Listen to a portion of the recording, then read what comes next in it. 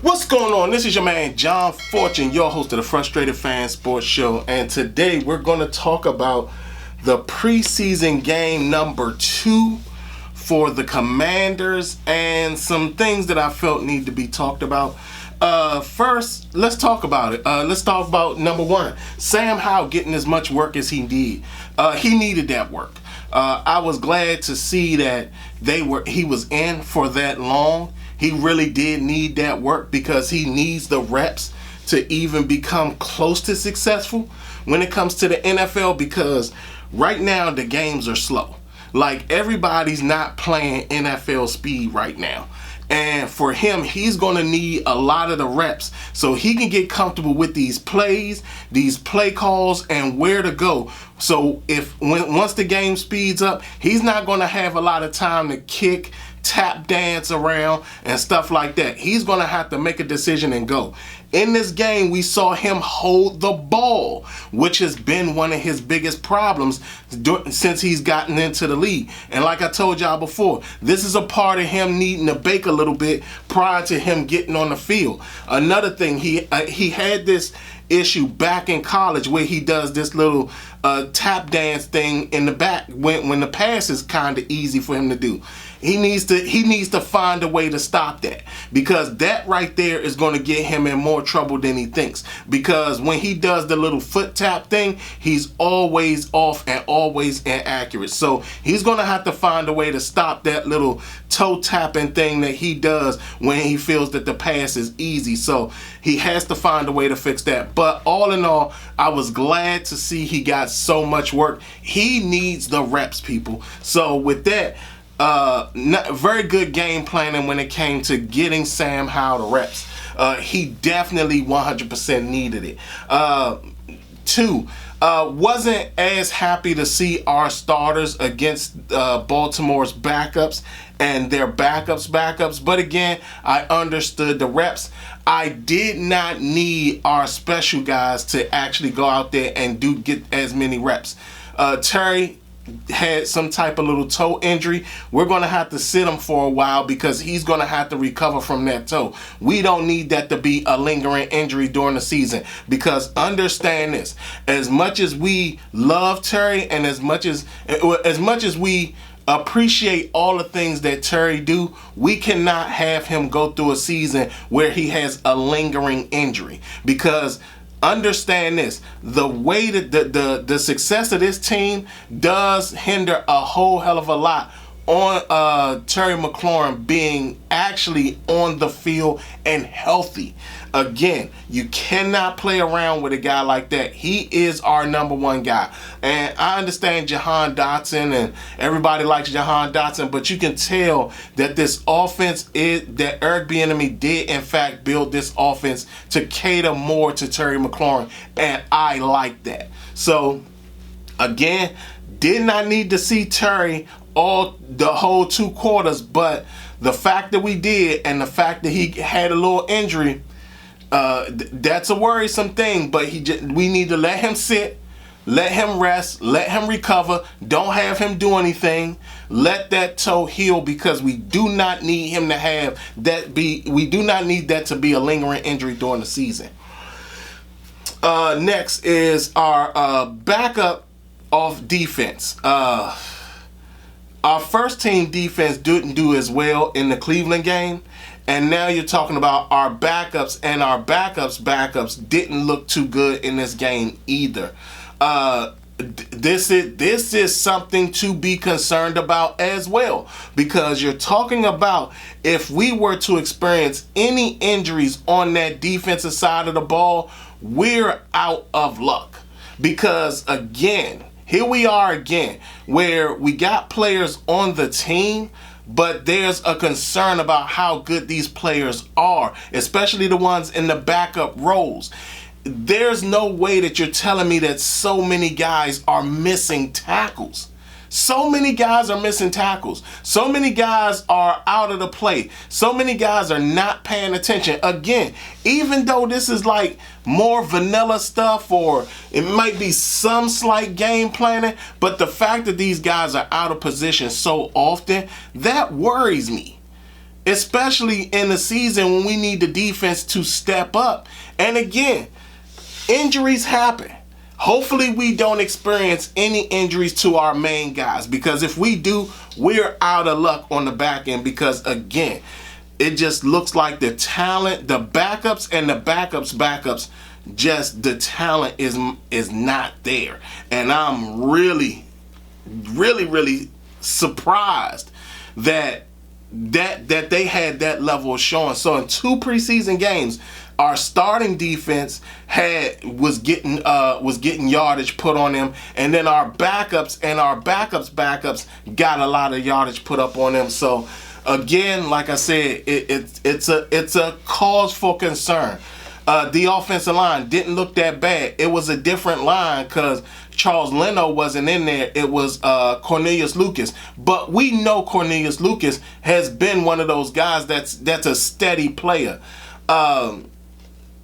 The thing about that, again, is that line saw Baltimore's backups and their backups. So we still have the question mark of the line. Is this line any good? Because if we're talking about going into a season, and the first game of the season, we actually see a defensive line that's actually been playing very well in the preseason. Like, everybody thinks that we're going to beat Arizona, but if you've been watching the preseason games and you've been watching Arizona, the Arizona defensive line has actually been playing very well. And again, if our question mark is this offensive line, then we may not be taking on an Arizona team that may not come out of FedEx with a win. I mean, they may actually come in and actually beat us if this offensive line isn't ready yet. Because again, like I said, I've been watching the preseason games. Arizona's defensive line has been playing very well in the preseason. Again, it is the preseason, but they have been playing very well. And that, for me, again, is a cause for concern. The question mark is still there. So, other than that, I mean, it was what it was. I like some of the wrinkles that Eric Bieniemy puts into play. And not only that, now all of you are seeing the difference between a Scott Turner offense being called, plays being called, versus Eric Bieniemy calling plays. You see the difference. Like, you don't see Eric Bieniemy making a boneheaded play when the easier play is there. I like the levels in the offense. The fact that he does a lot of routes that actually clear stuff out to give a receiver an opportunity to actually make a play. Now, again, this is one of these situations where Eric Bieniemy is actually dealing with a better level of talent when it comes to the specialists that he's dealing with. Because you're talking about, I mean, other than Travis Kelce and Tyreek Hill, he's never had this level of talented specialists to call plays for. So now he's actually in a situation where his offense might look even more crisp, even better than it did in Kansas City, due to the level of specialists that we have on our team and the talent and skill that these specialists have. I mean, you're talking about, he's deep. He's very deep. That's what she said. When it comes to the wide receiver core, you're talking about talent-wise, Jahan Dotson, Terry McLaurin, Curtis Samuel, De'Ami Brown. He has a lot of talent in that group. Then you're talking about the running back core. Even though Chris Rodriguez sat up there and fumbled the ball, he's going to have to get that corrected, because we know how short Ron can be with running backs when they make a mistake or anything like that. So Chris Rodriguez got to be on his game. Other than that, man, I mean, the game was what it was. Preseason games are what they are. I'm pretty sure that a lot of y'all felt the way that I did. It was slow. It was boring. It was a lot of back and forth, up and down, up and down.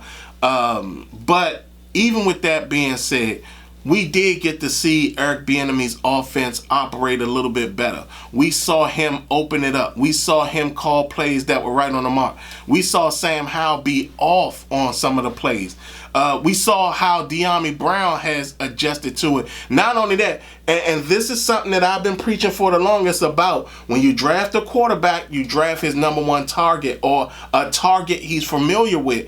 And to me, the familiarity that Sam Howell and Dyami Brown have, you saw Sam Howell throw some risky balls at Dyami Brown that he probably wouldn't have thrown to anybody else. So, again, like I said, we saw an extended amount of Sam Howell. Again, I like that. He needed the reps. Still question marks regarding the offensive line. Big question marks regarding the backups to our starters on the defensive side of the ball. Not only that, Cody Barton didn't look that well either.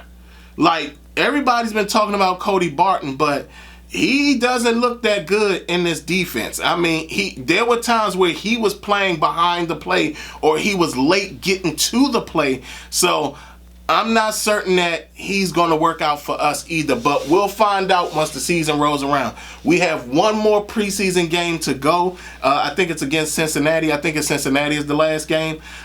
We more than likely won't see any starters in there, and this will be the game where the backups and the backups prove that they can play, because what I saw in this game, I don't know how many of these guys are really going to be here for the first cut down day. But y'all tell me what y'all think. What did y'all think of the second preseason game, and what were some of your thoughts on what happened in that game? Other than that, also Andre Jones, I told you that with him, I said that he might be the better back when they drafted him, and I gave all you guys my analysis on all these guys. I told y'all Andre Jones was going to be one of those guys that he's a great developmental guy. He has all the skills that you want in an edge player. He's good. And I also said that people talked about KJ Henry in the same way that they talked about Myles Murphy. And I told y'all, KJ Henry is not as good as people are saying. He's nowhere near Myles Murphy. And we have not seen KJ Henry produce anything in camp or in a game. So trust and believe, this was one of these wasted picks where Ron could have went offensive lineman. And again, here's another one, Ricky Stromberg. That might be another pick that he made that wasn't right, because again, he needed the center. He should have took Whippler, or he should have took Olatemi. Both better centers than Ricky Stromberg. Now they're going to move Ricky Stromberg to guard. It's a shame, y'all. It's an absolute shame. But y'all tell me what y'all think. Y'all tell me what y'all analysis was from this second preseason game. What do you think that needs to be worked on? How do you feel about Eric Bieniemy's play calling? Because again, we can see the difference between Scott Turner's play calling and Eric Bieniemy's play calling. Other than that, this has been your man John Fortune, and this has been the Frustrated Fan Sports Show.